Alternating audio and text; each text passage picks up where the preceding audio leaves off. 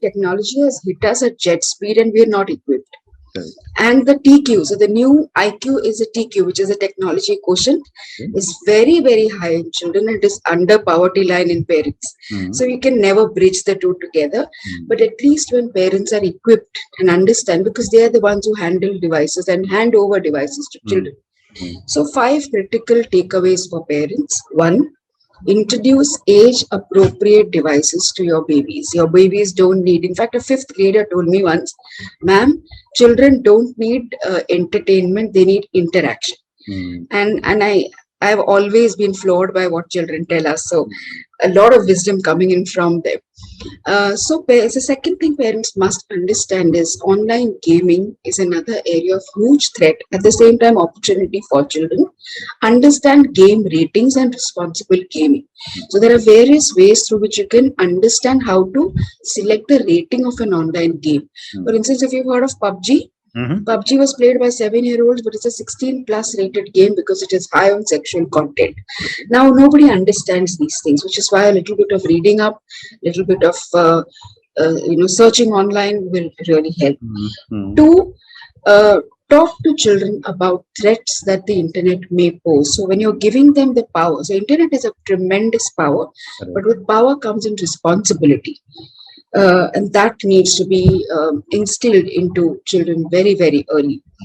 4, understand red flags. So internet addiction is something that we've been working for a long time. Internet addiction does not happen overnight.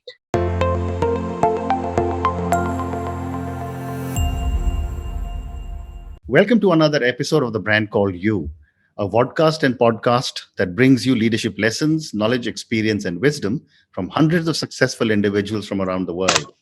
If you are new to our channel, consider subscribing to it and hit the bell icon so that you may never miss an update. Our episodes go live from 1 p.m. to 7 p.m. daily. I am your host, Ashutosh Garg, and today I'm privileged to have someone who's giving back a lot to society, Sonali Patankar. Sonali, welcome to the show. Sonali is the founder of Responsible Netism, which has been set up for promoting cyber wellness and responsible online behavior for online protection of children and adults. And she's also the president of Ahaan Foundation. So, Sonali, let's talk first about Responsible Netism. Sure. What is Responsible Netism? Responsible Netism is a non-profit that is committed purely to the cause of child online protection and safety since 2012. And we realize that internet is something that we cannot do away with. But how do we behave on the internet is a responsibility that each one of us needs to take up. Correct. And since we very strongly believe that children are the future of our country, and investing in children's health is investing in the country. So, which is why we focused on protecting children in cyberspace who are masters of cyberspace, but yet a little negligent about safety and precautions. So, which is why we channelized all our energies towards ensuring that they are safe and parents are well guarded to protect them also. And what are the main issues that are faced because of cyber wellness and responsible online behavior? So we realize that mindfulness in cyberspace is a topic that is not covered at all. We're all talking about cyber security, which is an investment that needs to be made globally. But we're not talking about cyber safety, which is the human interaction with technology. So we have smart technology, but are we smart enough to cope with it? And are we also equipped to deal with technology is a challenge that we're all facing. So we realize that it is important for us to not probably be at par, but at least understand and befriend technology in order to safeguard ourselves. And that's where the journey began. Over the last 8 years, we've had some very, very critical cases of children not just being vulnerable to cybercrime, but committing cybercrime big time. For instance, children start hacking at grade 3, and then the most commonest platform hacked is Baju Wale Uncle Ka Wi-Fi. And this is 10 lakh children experiences that they have shared with us. Unfortunately or fortunately for us, there has been no platform that allows children to discuss their internet behavior. So we're all talking about everything under the sun, but the space that they belong to, and also give them the responsibility of protecting themselves. So it's been a very tough journey being a non-profit, but I think it's worth all the effort.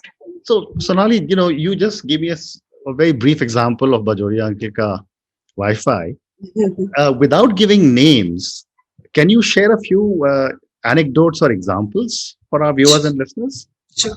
So we've had children always wanting to become hackers, and hacking is something that is more self-respect and status and pride in class. So apart from hacking, we've had fifth graders, sixth graders stalk other children, and cyberbullying, if you have heard of, is one of the most commonly committed cyber crimes. 1 out of 3 children are cyberbullied, and if we've realized that children's language has changed, and it has the words that they use or the content that they use is extremely derogatory. Right. And this belief that nothing will happen to me in cyberspace. So because you're not visible, because you have an avatar, or because you are not confronting anybody, you can say whatever you want. But a word of caution here is every word you put on the internet stays there even after we die, which is why we're leaving digital evidences of what we put out there, and the reason that you need to be careful about so that you don't fall into trouble. We've had children morphing images of other people, of teachers. In fact, now in the lockdowns in the last 1 year, we've been struggling with in schools have been struggling with online lessons, because everything is online today. Right. So from hacking the school domain and declaring that the school is shut and there will be no education, or morphing the teachers' pictures and defaming them just out of fun, or harassing other classmates are some of the very few top of the mind, not so serious engagements that children have. But we've also had a lot of children trading with weapons and drugs in the deep web, dark web. So that's the range that we're working with currently. And these are very young children, grade 7, 8, 9 probably. Wow. So from a parent's perspective, what are some of the symptoms to watch out for? So I believe parenting in the digital era is the biggest challenge that we're all facing. Correct. So we believe more than coping with the pandemic, we're all coping with technology, and that is something that we are not geared towards at all. We've also realized that technology has hit us at jet speed and we're not equipped. Correct. And the TQ, so the new IQ is a TQ, which is a technology quotient, is very, very high in children. It is under poverty line in parents. So you can never bridge the two together. But at least when parents are equipped and understand, because they are the ones who handle devices and hand over devices to children. So 5 critical takeaways for parents. 1, introduce age-appropriate devices to your babies. Your babies don't need, in fact, a 5th grader told me once, ma'am, children don't need entertainment, they need interaction. And I've always been floored by what children tell us. So a lot of wisdom coming in from them. So the second thing parents must understand is online gaming is another area of huge threat, at the same time opportunity for children. Understand game ratings and responsible gaming. So there are various ways through which you can understand how to select the rating of an online game. For instance, if you've heard of PUBG, PUBG was played by 7-year-olds, but it's a 16 plus rated game because it is high on sexual content. Now, nobody understands these things, which is why a little bit of reading up, a little bit of searching online will really help. 2, talk to children about threats that the internet may pose. So when you're giving them the power, so internet is a tremendous power, but with power comes in responsibility.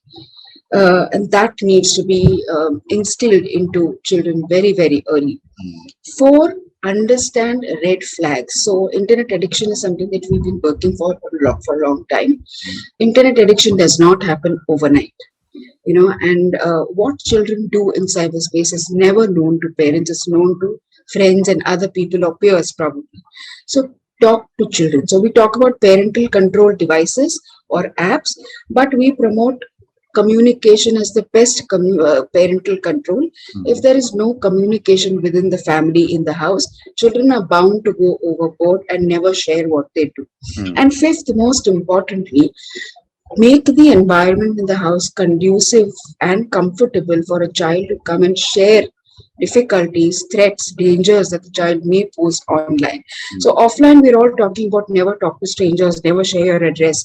And on the offline, in the online world, you're sharing personal details with nude pictures to strangers within 3 minutes of conversation. So these are boundaries that need to be drawn. So there have to be four critical rules of safety, but about 10-15 guidelines which allow children to navigate there, but also entrust the responsibility of safety onto them. And lastly, I think it is important for children and parents to understand how threatening cyberspace could be. And it is not that the Bajwala ka bachcha is always the one at fault.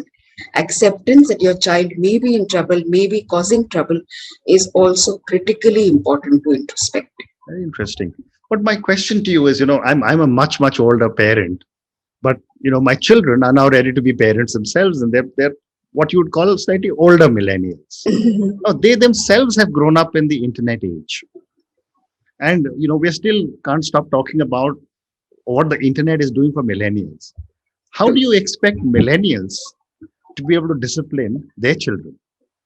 So I believe millennials are far more advanced and luckier to be growing up with technology, and I also believe they're more evolved because they've grown up with technology. We have just been blown by technology, so we're not equipped. But with the millennials, they understand that space better than their parents. So grooming children on cyber hygiene is something that automatically comes for them. So I remember when we had TV in the house, and the ruckus that used to be created with parents and us fighting on the TV screen time. With millennials, they understand challenges. They are much more at par with technology than we are. So communicating with children becomes easier, and they're both in the same space. So it's not something that they're unaware of. And I think millennials are the ones that we're very hopeful about, because they will be more evolved with technology. Hence, these hygiene guidelines will trickle down through them to younger children. Very interesting. So, Sonali, you spoke about cyberbullying. And you said 1 out of 3 children are probably cyberbullied. Can you give me an example for our viewers and listeners of what happens in cyberbullying? I mean, I'm sure 74% of our viewers are under 34, so they will understand. But for older people like me who don't understand what is cyberbullying, help me understand. Sure. So cyberbullying is actually, I would not say a crime, but it is a threat on the internet which can be registered as a crime, where you are threatened, harassed, defamed, insulted in cyberspace using any internet platform. So we've all been ragged in school and college, and we've taken it by our stride, and we've been able to cope with it. But in cyberspace, because there is anonymity, because nobody knows who's on the other side, or probably that they are friends, there is no consequences is what the assumption is, which is why children just go out there and start harassing, threatening each other. So we've had a couple of cases recently where, out of irritation, so that let's call A and B, the children A and B, grade 7, both boys, best of friends, and A a little dominant, B a little naive and shy. So A asked B to do something which B was not convinced about, and so he denied and refused doing the task. And A lost it, so he went back home. He downloaded his WhatsApp DP. He morphed the DP into a semi-nude picture, created a very small WhatsApp group of 5 friends, and posted it on the group. The moment the group was posted with this picture, there were horrifying comments, memes created, videos that were posted, and slang that was used. Coincidentally, B's mom's number was being used. So B was operating his mom's number on WhatsApp. And when she saw that group, she almost had a panic attack, because why would anybody want to harass another friend, another child, with the kind of comments that were put out there? So she was able to hide those from the boy for a while, but eventually this got viral and the whole class got to know, and it reached him through another platform, through Instagram DM.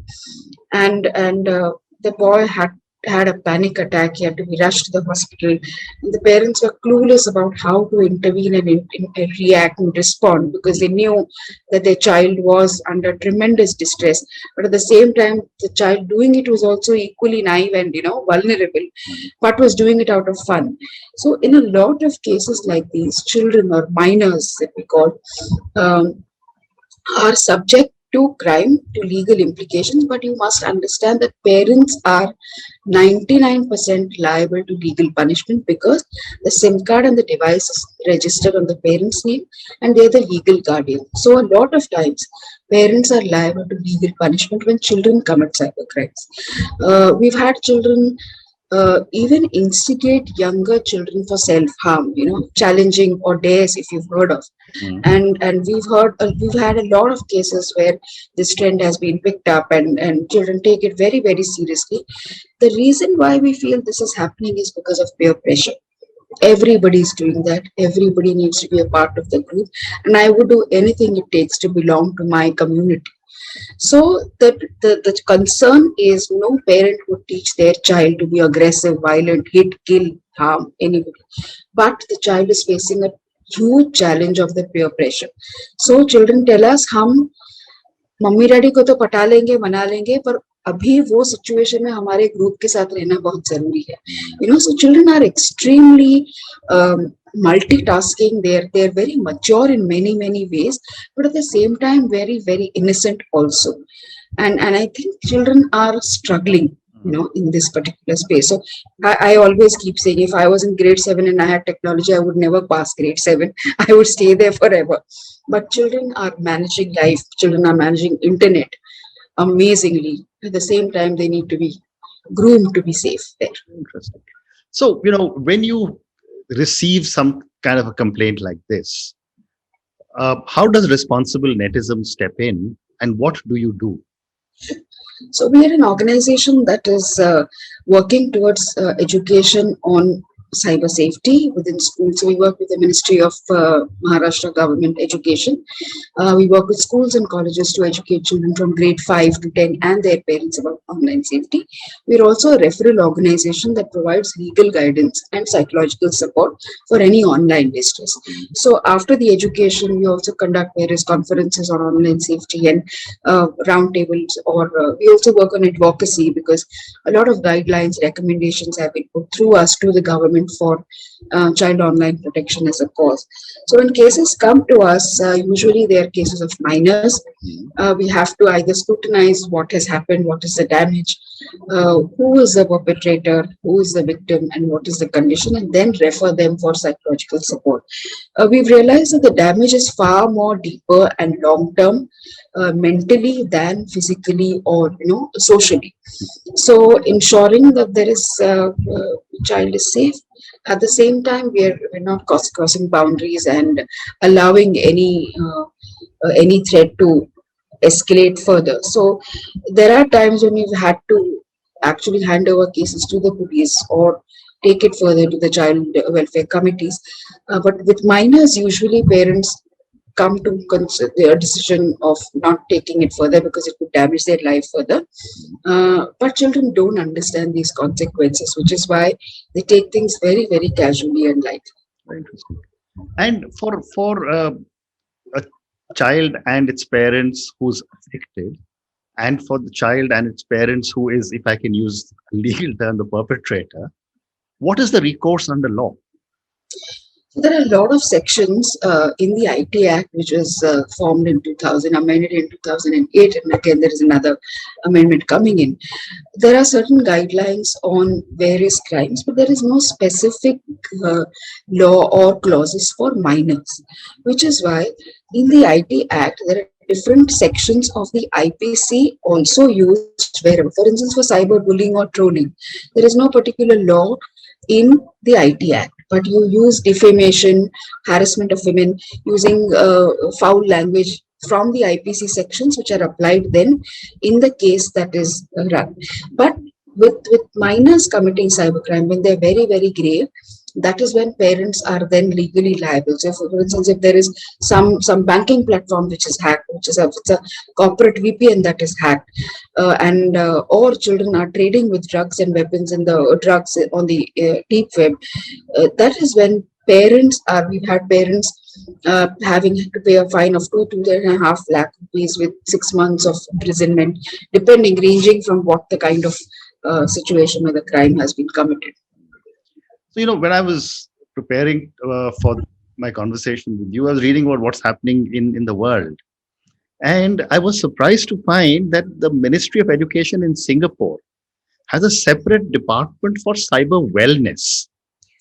Now, that was a very interesting term, cyber wellness.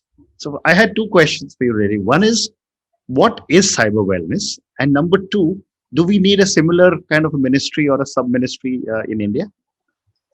The question two, I will answer first, definitely, and we're working towards it because we think cyber safety, cyber wellness is an umbrella which has five critical elements.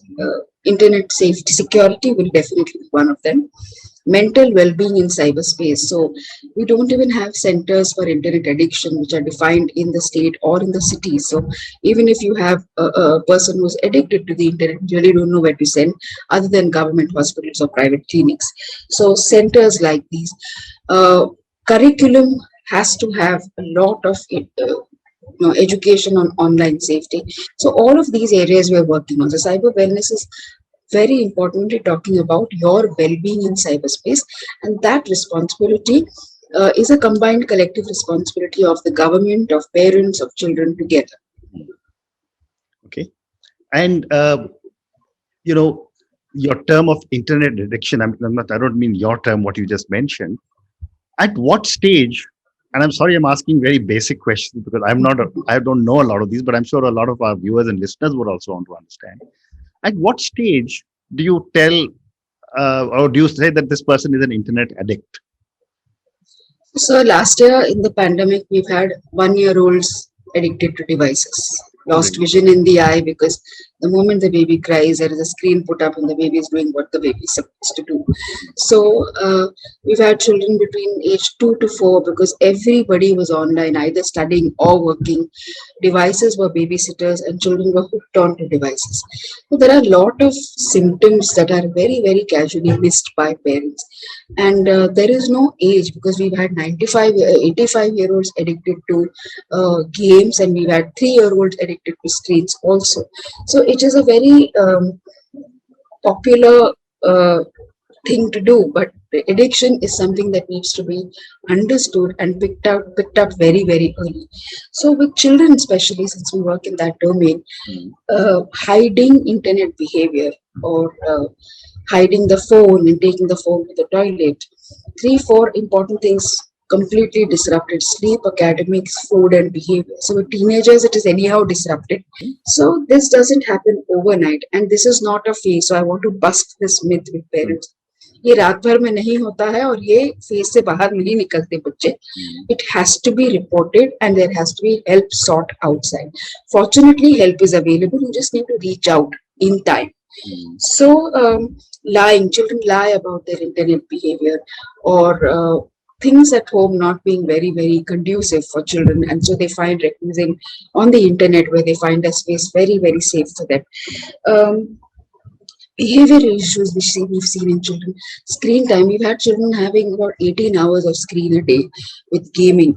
So it really begins with understanding what your child is doing out there, to talking about how do you deal with it. So how do you justify? The problem is we just don't justify.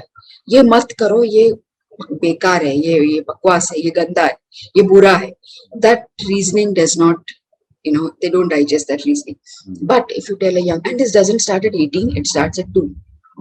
So if you tell a child that there is age appropriateness, you don't go and vote, you don't go and cast a vote, you don't go and drive under 18. Similarly, there are things on the internet which are not age appropriate and there are legal consequences too.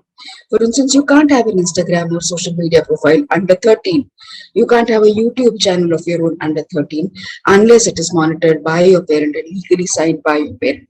So these are guidelines which are missing altogether and nobody talks about it. So if these are conveyed in time, I think the world will be a better place. I'm sure. And, I've got time for one or maybe two more questions. And okay, I'm going to switch to one or two questions for you personally.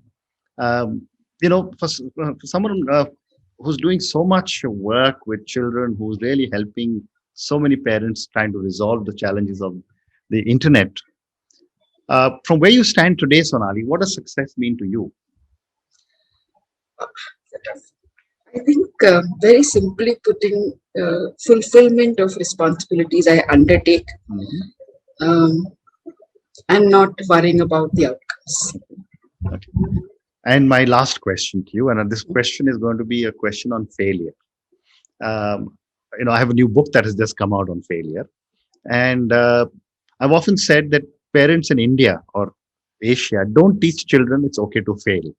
Absolutely. We're always told class में first आओ, line के सबसे आगे खड़े हो, etc. And that manifests itself in our behavior patterns. Absolutely. So if you've seen traffic in Delhi, you will know that at a traffic light when there should be 3 cars, there'll be 9 because everyone wants to be first, right? And so on and so forth. But yet we fail. So my question to you, Sonali, is what have been your learnings from some of your mistakes? I think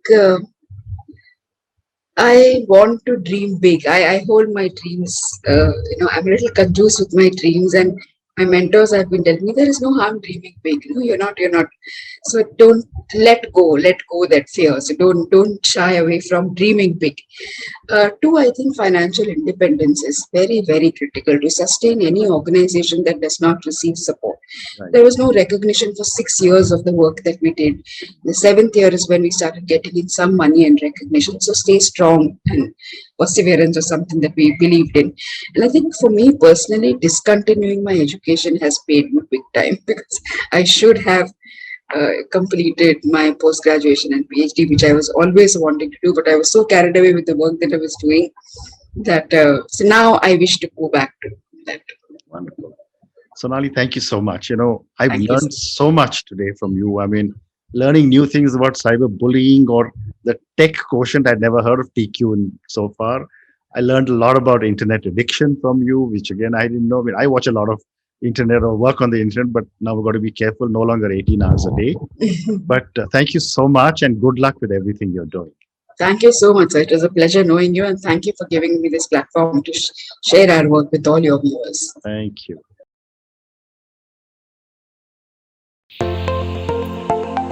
Thank you for listening to the brand called You videocast and podcast, a platform that brings you knowledge, experience, and wisdom of hundreds of successful individuals from around the world. Do visit our website www.tbcy.in to watch and listen to the stories of many more individuals. You can also follow us on YouTube, Facebook, Instagram, and Twitter. Just search for the brand called You.